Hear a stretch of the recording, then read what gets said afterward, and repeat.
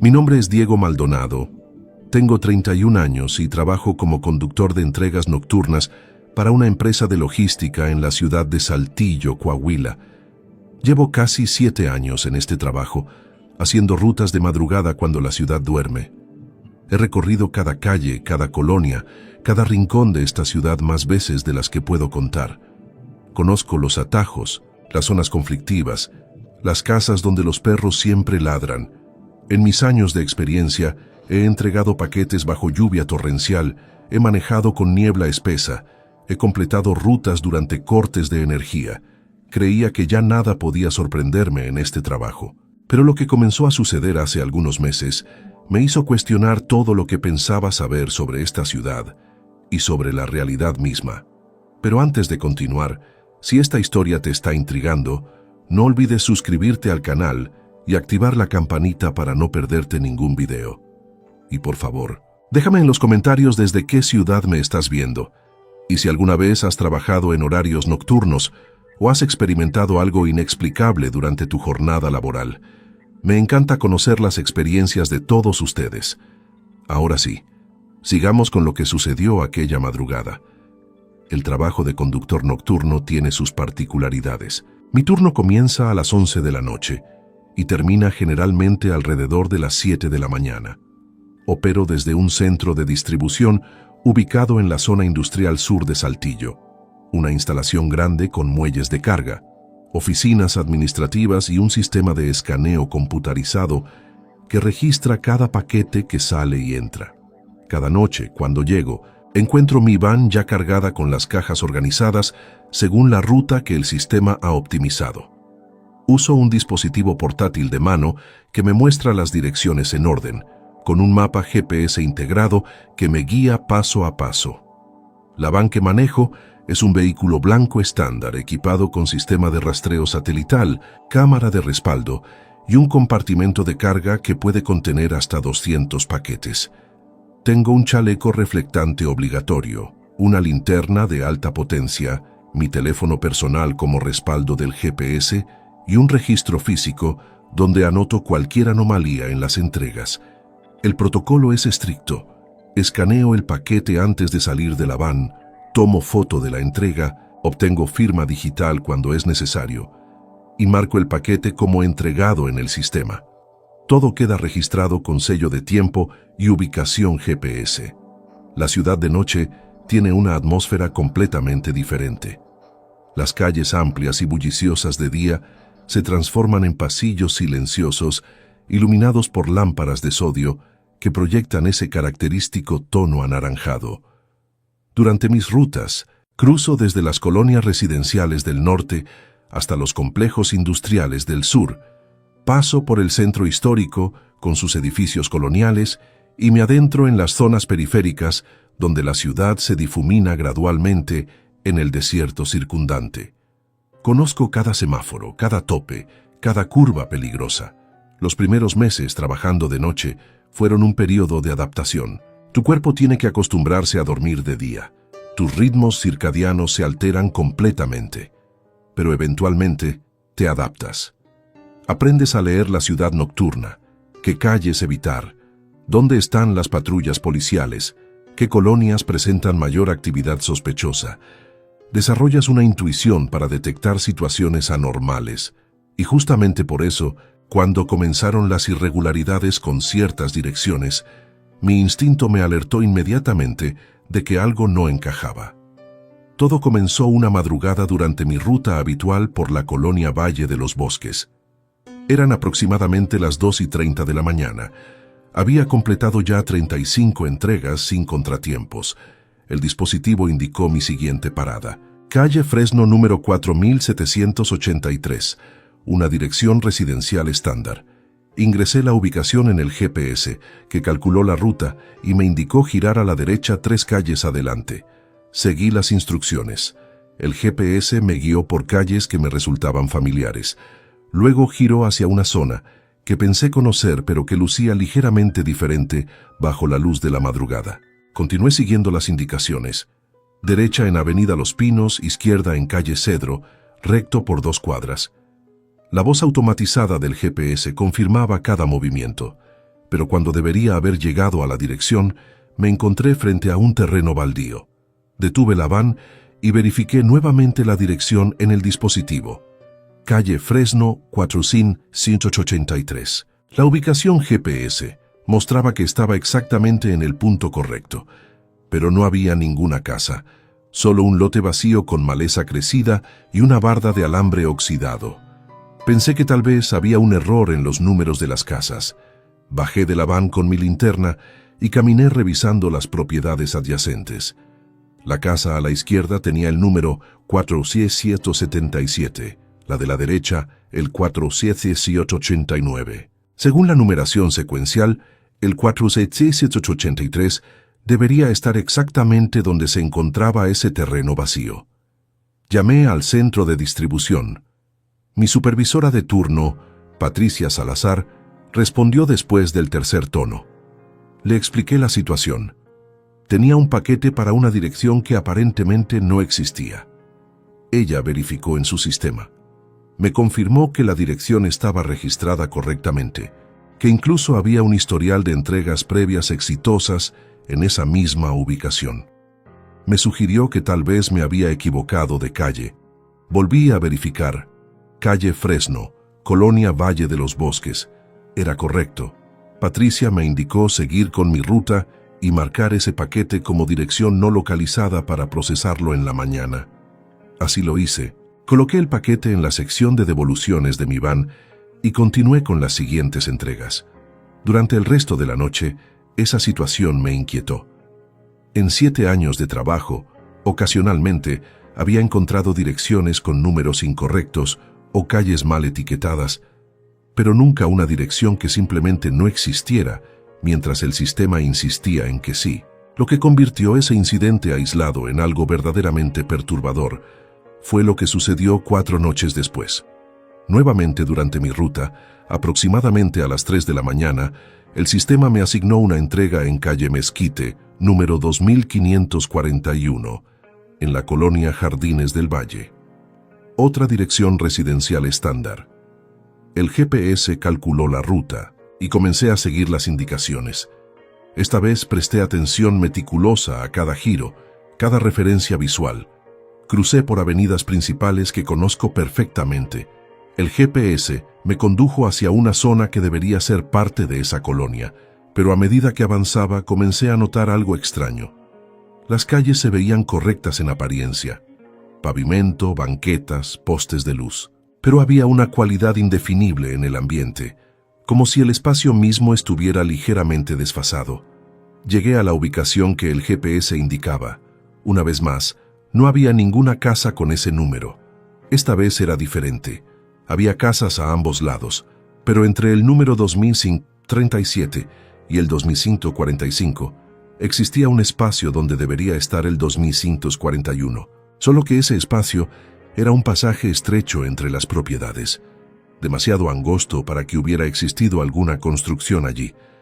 Era como si simplemente hubieran omitido ese número en la secuencia al construir la colonia. Bajé de la van con creciente desconcierto. Caminé por el pasaje con mi linterna. Medía apenas 1,5 metros de ancho, con las paredes laterales de las casas vecinas a cada lado. No había absolutamente nada allí, solo un camino de tierra que conducía a un patio trasero cerrado. Revisé nuevamente el dispositivo. La dirección era correcta.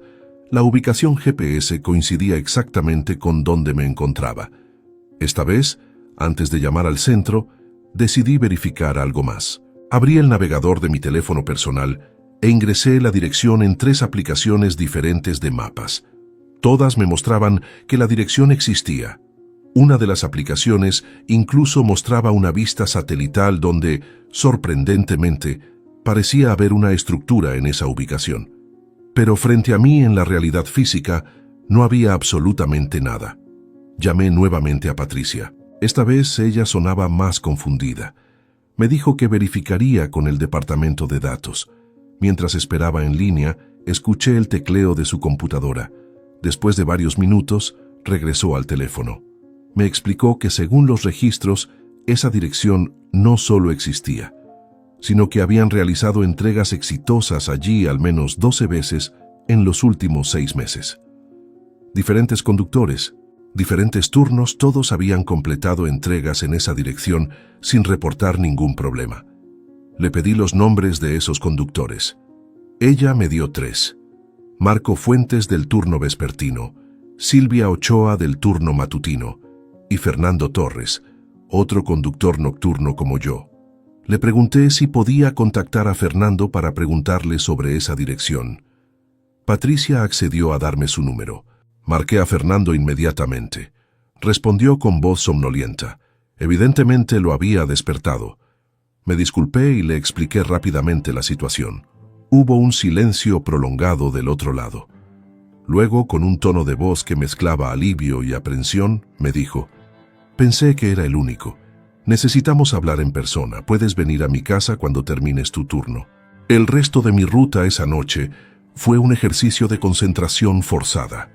Mi mente seguía regresando a esas direcciones inexistentes, al tono de voz de Fernando, a la implicación de que él también había experimentado algo similar. Completé las entregas restantes de manera mecánica, escaneando, fotografiando, avanzando a la siguiente ubicación, pero una parte de mi cerebro estaba procesando constantemente lo sucedido.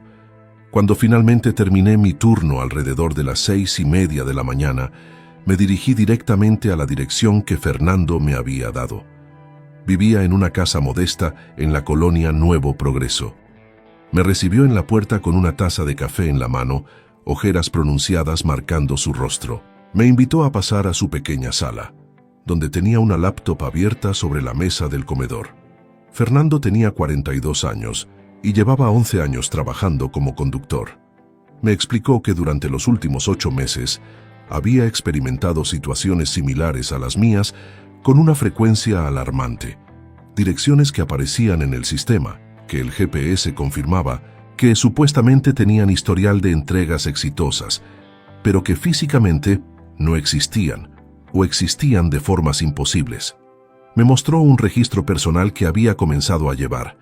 En una hoja de cálculo meticulosamente organizada, había documentado cada dirección anómala: ubicación, fecha, hora, descripción de la anomalía, fotos cuando era posible. Había 37 casos registrados. Mientras revisaba su documentación, un patrón comenzó a emerger. Todas las direcciones anómalas compartían ciertas características. Siempre eran entregas nocturnas, siempre en zonas residenciales periféricas y siempre correspondían a paquetes de un tipo específico. Pequeños, ligeros, sin remitente claramente identificable. Fernando me preguntó sobre los paquetes que yo había intentado entregar. Ambos regresamos a mi van y examinamos los 2 paquetes de direcciones no localizadas que aún llevaba. Eran exactamente como él describió. Cajas pequeñas de aproximadamente 20 por 20 centímetros, sorprendentemente livianas, con etiquetas de envío que mostraban la dirección de destino, pero con información del remitente, que consistía únicamente en una serie de números y letras sin sentido aparente. Me mostró algo más en su laptop. Había investigado algunas de las direcciones usando herramientas de visualización de mapas históricos y registros catastrales en línea. Lo que descubrió era profundamente inquietante. Muchas de esas direcciones correspondían a propiedades que habían existido décadas atrás, pero que habían sido demolidas, terrenos que habían sido reasignados, incluso ubicaciones que, según los registros oficiales, nunca habían tenido construcciones en absoluto. Le pregunté por qué no había reportado esto oficialmente a la empresa. Fernando rió con amargura. Me explicó que sí lo había intentado. Hace aproximadamente 5 meses. Había compilado evidencia, había solicitado una reunión con los supervisores regionales, había presentado su documentación detallada. La respuesta oficial fue que probablemente estaba experimentando fatiga por los turnos nocturnos, que debería considerar tomar vacaciones, que los errores de GPS eran comunes y no motivo de preocupación. Le sugirieron visitar al psicólogo de la empresa. Después de esa conversación con Fernando, comencé mi propia investigación paralela. Durante las siguientes semanas, cada vez que el sistema me asignaba una entrega nocturna, prestaba atención especial a ciertos indicadores: tipo de paquete, información del remitente, ubicación específica y, efectivamente, con una frecuencia de aproximadamente 1 o 2 veces por semana, me encontraba con estas direcciones imposibles. Desarrollé un protocolo personal.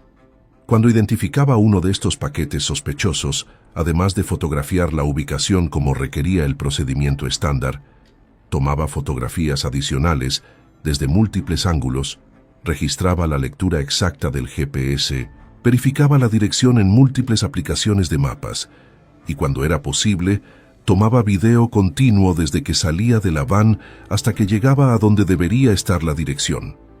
Una madrugada, la situación escaló a un nivel completamente nuevo.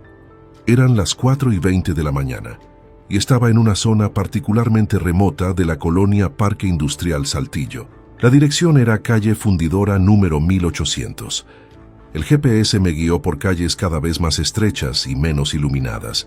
Finalmente, las indicaciones me llevaron a una calle sin salida que terminaba abruptamente en un muro de contención de concreto.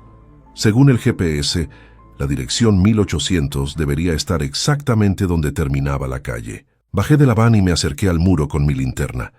Era una estructura sólida de concreto, de aproximadamente 4 metros de altura, claramente construida hace años, a juzgar por las manchas de humedad y el musgo que crecía en las grietas. No había ninguna puerta, ninguna abertura, nada que sugiriera que alguna vez hubo o podría haber una propiedad más allá de ese muro. Pero entonces noté algo que me heló la sangre. En el muro, a la altura de lo que sería el marco de una puerta si existiera, había una pequeña placa metálica con números grabados, 1800. El número de la dirección que buscaba, instalado en un muro sólido donde no podía haber ninguna casa. Tomé múltiples fotografías de la placa, del muro, de la calle completa. Luego, siguiendo un impulso que no puedo explicar racionalmente, toqué el muro con mi mano. El concreto estaba frío, sólido, innegablemente real. Pero en el momento en que mi mano hizo contacto, mi dispositivo de escaneo emitió un pitido. Lo miré confundido. La pantalla mostraba el mensaje «Entrega confirmada, firma digital recibida». Eso era imposible. Yo no había escaneado el paquete. No había presionado ningún botón. El dispositivo estaba en mi mano izquierda, mientras mi mano derecha tocaba el muro. No había manera de que el sistema pudiera registrar una entrega completada. Verifiqué el registro. Efectivamente, mostraba que el paquete había sido entregado en esa dirección a las 4:23 de la mañana, con una firma digital capturada, que consistía en una serie de líneas onduladas que no se parecían a ninguna firma humana. Llamé a Patricia inmediatamente, con las manos temblando mientras sostenía el teléfono. Le expliqué lo sucedido, hablando rápidamente, probablemente sonando al borde del pánico. Ella intentó calmarme, sugirió que tal vez había presionado algún botón accidentalmente, que los dispositivos a veces tenían fallas técnicas. Le insistí en que revisara el registro, que verificara los metadatos de la entrega. Hubo un silencio largo mientras ella verificaba. Luego, con un tono de voz que nunca le había escuchado antes, mezcla de confusión y algo que sonaba como miedo reprimido, me dijo: «Diego, según el sistema, no solo se registró la entrega, sino que hay una foto de confirmación adjunta». Me pidió que esperara mientras la abría. Otro silencio.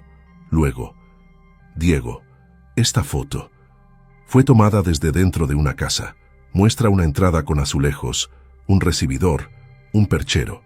Pero la marca de tiempo y la ubicación GPS coinciden exactamente con donde estás ahora». Le pedí que me enviara esa foto inmediatamente. La recibí segundos después en mi teléfono personal. La imagen mostraba efectivamente el interior de una vivienda. Un recibidor con piso de cerámica beige, paredes pintadas de blanco, un pequeño mueble con un espejo. Incluso se veía parte de una sala al fondo.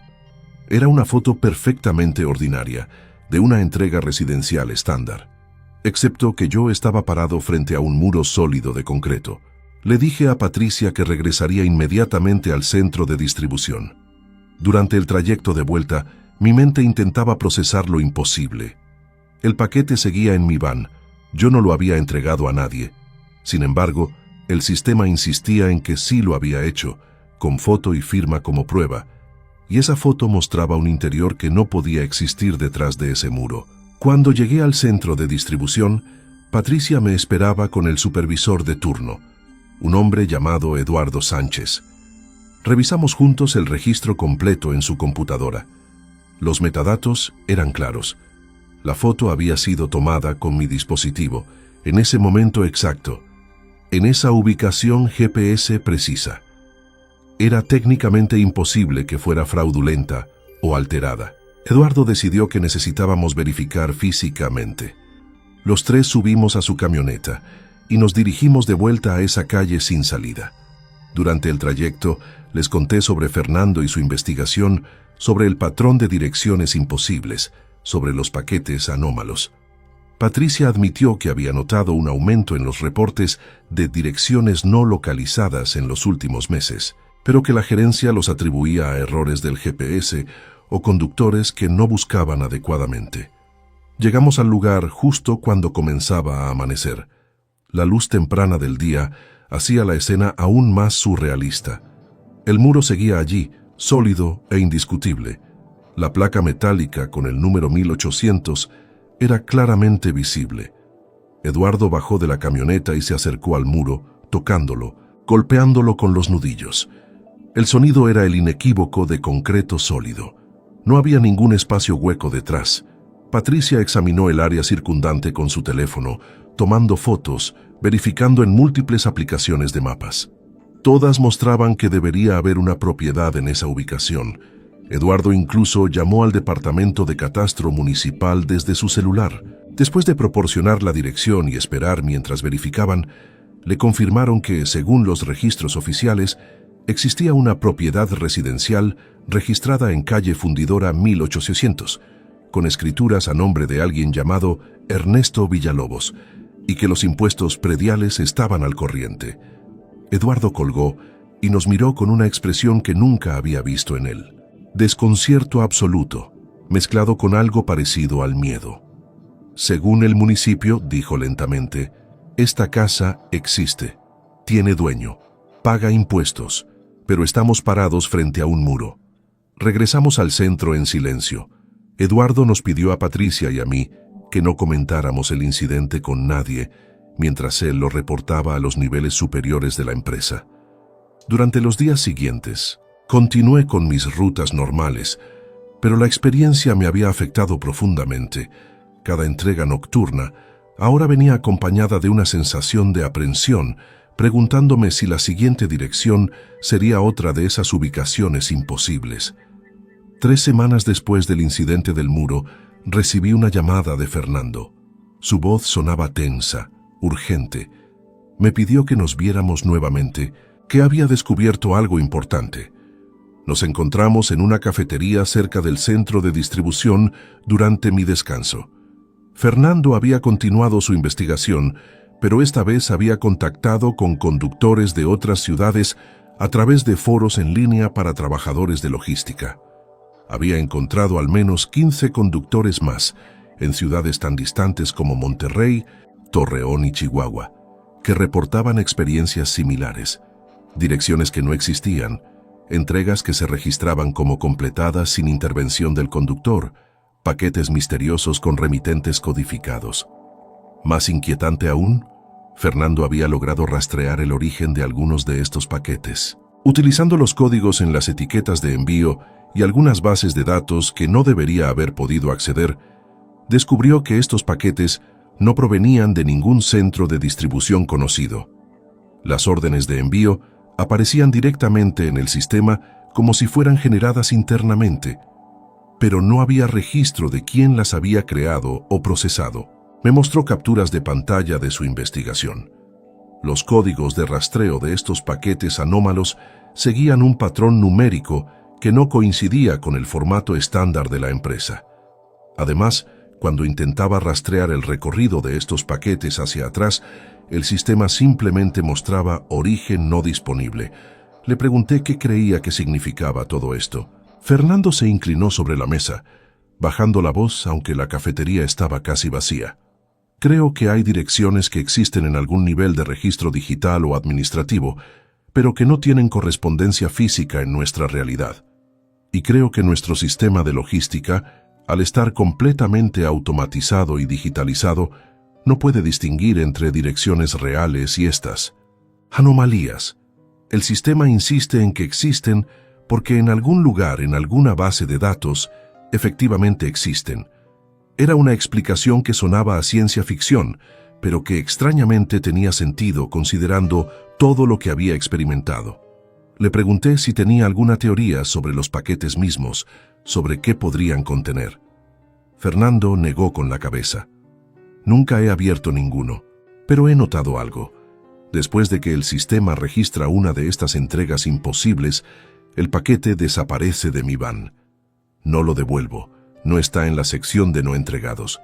Simplemente ya no está. Esa revelación me impactó. Revisé mentalmente.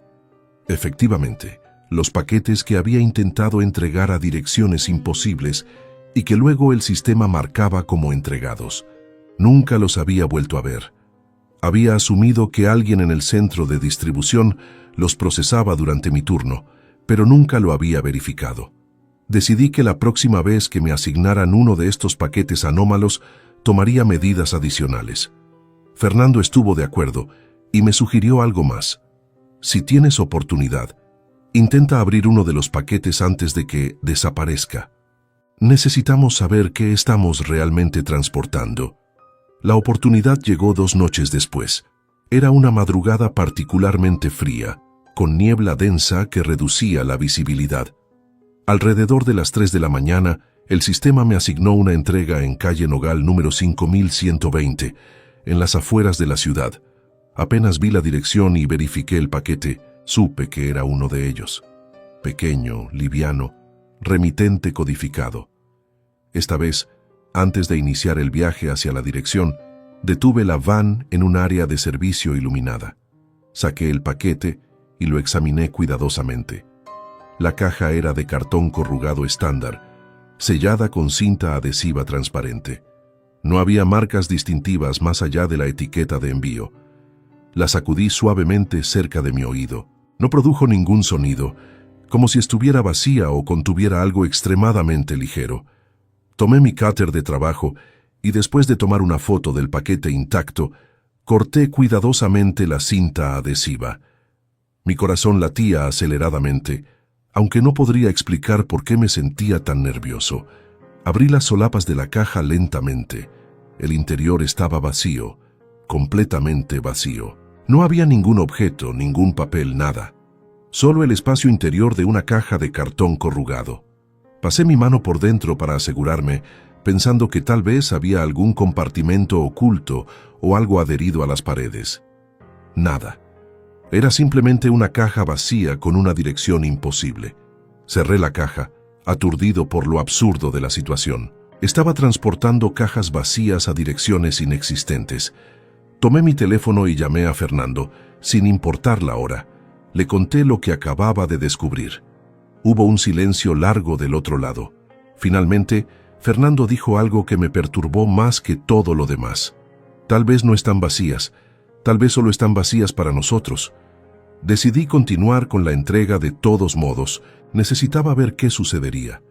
Conduje hacia la dirección indicada, siguiendo las instrucciones del GPS a través de calles cada vez más neblinosas. La dirección me llevó a una zona que no reconocí, a pesar de años de experiencia. El GPS insistía en que estaba en el lugar correcto, pero me encontraba en medio de un campo abierto, sin casas a la vista, solo tierra seca y algunos arbustos dispersos. Bajé de la van con el paquete ya abierto y resellado. Caminé hacia donde el GPS indicaba que debería estar el número 5120. No había absolutamente nada allí. Sostuve el paquete en mis manos, esperando, sin saber exactamente qué esperaba que sucediera. Entonces ocurrió algo que desafía cualquier explicación lógica. El dispositivo de escaneo, que estaba en el bolsillo de mi chaleco, emitió su pitido característico de entrega completada. Lo saqué y verifiqué. El sistema mostraba la entrega como exitosa, con foto y firma, pero yo seguía sosteniendo el paquete en mis manos. Miré hacia abajo. El paquete había desaparecido.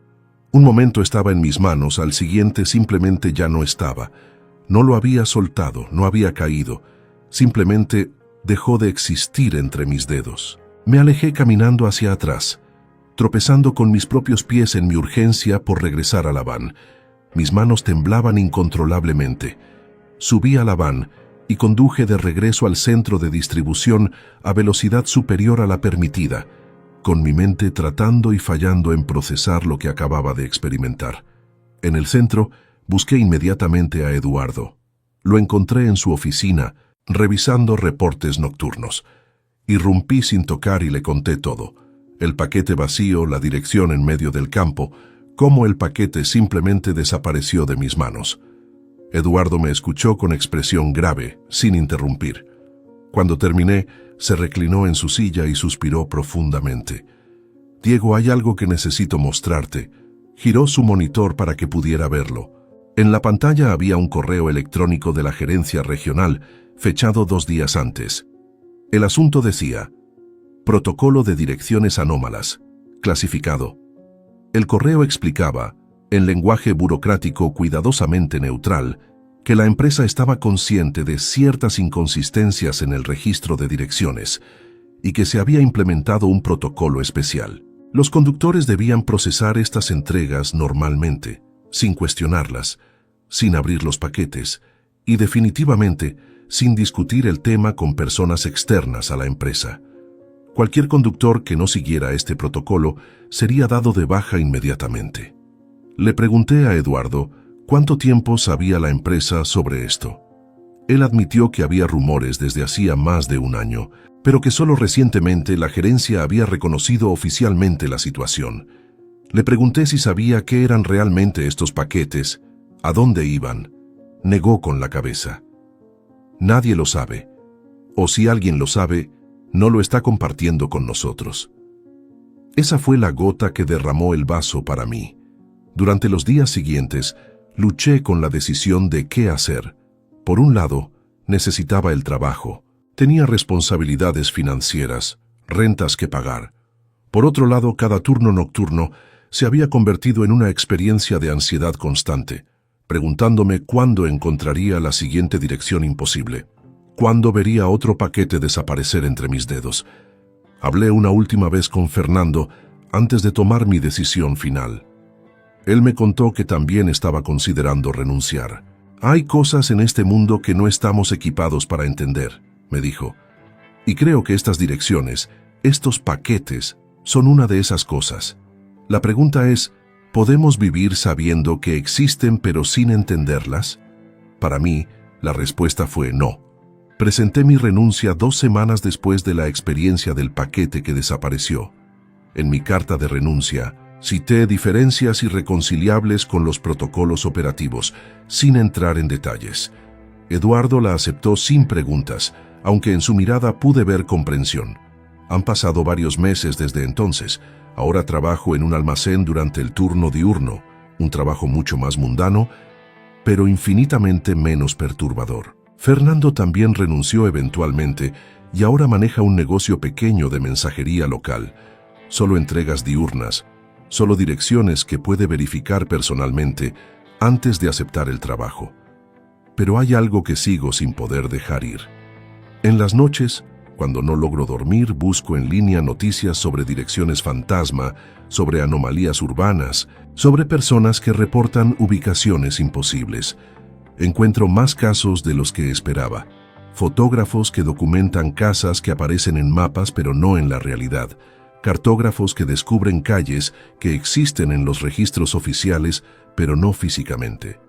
Investigadores urbanos que tropiezan con direcciones que parecen existir en una especie de limbo entre lo registrado y lo real. Y cada vez que veo una van de entregas nocturnas pasando por mi calle, me pregunto, ¿cuántos paquetes se está transportando hacia direcciones que existen solo en algún registro digital? ¿Cuántos de esos paquetes están vacíos para nosotros, pero llenos de algo que no podemos percibir? ¿Y qué sucede realmente cuando esos paquetes desaparecen en el momento de la supuesta entrega? La ciudad que pensaba conocer también ahora me parece diferente. Cuando conduzco por calles familiares, Me pregunto cuántas direcciones adicionales existen en registros ocultos, cuántos espacios entre edificios podrían corresponder a números que nunca fueron construidos físicamente. Me pregunto si nuestra realidad es tan sólida como asumimos, o si hay grietas en ella, lugares donde lo digital y lo físico no coinciden, direcciones que existen en múltiples estados simultáneamente. Fernando y yo aún nos mantenemos en contacto. Ocasionalmente nos reunimos para café y hablamos sobre nuestras experiencias, tratando de encontrarles sentido. Él tiene una teoría que desarrolló después de investigar más. Cree que estas direcciones podrían ser errores en la forma en que digitalizamos y mapeamos el mundo. Cuando convertimos la realidad física en datos digitales, me explicó una vez, tal vez creamos espacios que existen solo como información, y tal vez nuestros sistemas de logística, tan dependientes de esos datos, no pueden distinguir entre lo que es realmente físico y lo que es solo información. Es una teoría tan buena como cualquier otra, pero no explica todo. No explica la sensación que tuve cuando ese paquete desapareció de mis manos, esa certeza visceral de que por un momento estuve tocando algo que existía en un plano que no puedo comprender completamente. No explica por qué la placa con el número estaba instalada en ese muro sólido, como si alguien o algo hubiera reconocido la importancia de marcar ese punto específico. A veces me pregunto sobre los otros conductores que siguen trabajando esos turnos nocturnos. ¿Cuántos de ellos están experimentando lo mismo, pero lo mantienen en silencio por miedo a perder su empleo?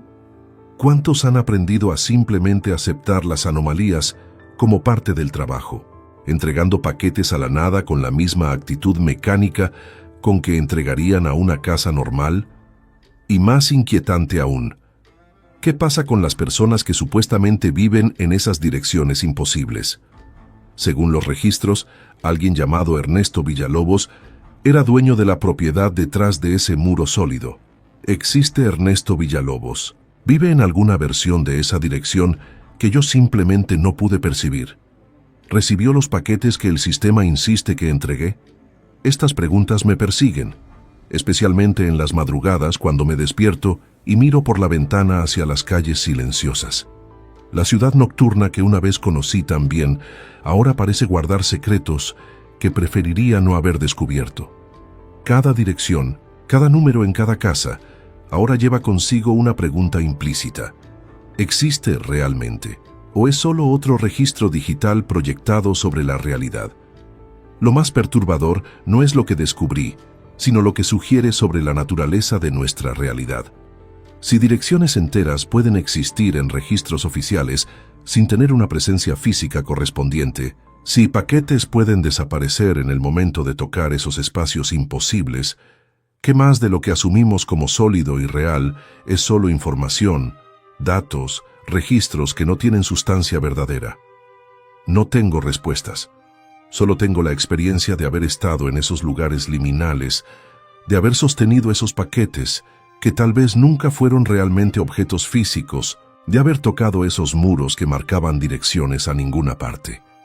Y tengo la certeza incómoda de que en algún lugar, en este momento, otro conductor nocturno está siguiendo instrucciones de GPS hacia una dirección que aparece en todos los mapas, pero que no existe en ningún lugar real.